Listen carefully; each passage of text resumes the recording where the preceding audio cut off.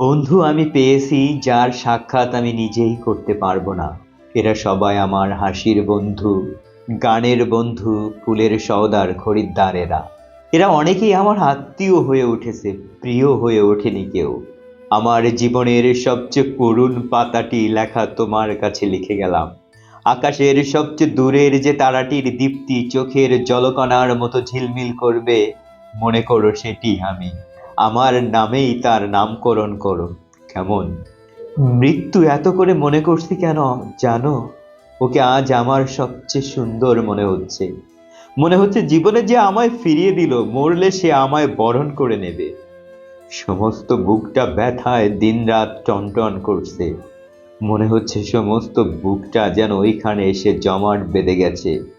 ওর যদি মৃত্যু হয় তাহলে বেঁচে যাব, কিন্তু কি হবে কে জানে।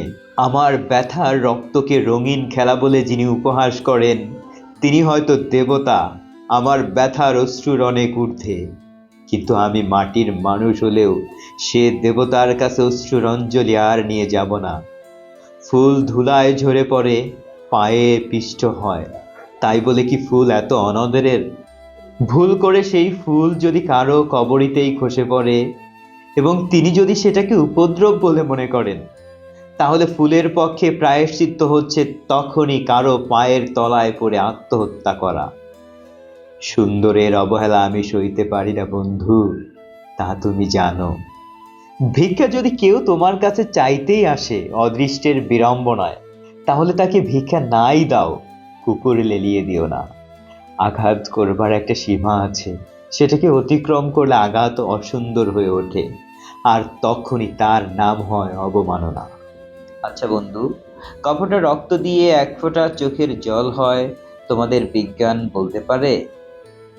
এখন শুধু কেবলই জিজ্ঞেস করতে ইচ্ছে করে, যার উত্তর নেই, মীমাংসা নেই, সেই সব জিজ্ঞাসা।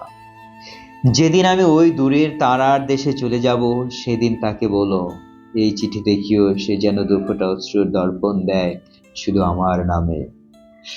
হয়তো আমি সেদিন খুশিতে উল্কা ফুল হয়ে তার লোটন খোপায় ঝরে পড়ব। তাকে বলো বন্ধু, তার কাছে আমার আর চাওয়ার কিছুই নেই। আমি পেয়েছি, তাকে পেয়েছি। আমার বুকের রক্তে চোখের জলে আমি তার উদ্দেশ্যে আমার শান্ত স্নিগ্ধ অন্তরের পরিপূর্ণ চিত্তে একটি সশ্রদ্ধ নমস্কার রেখে গেলাম। আমি যেন শুনতে পাই সে আমায় সর্বান্তকরণ ক্ষমা করেছে।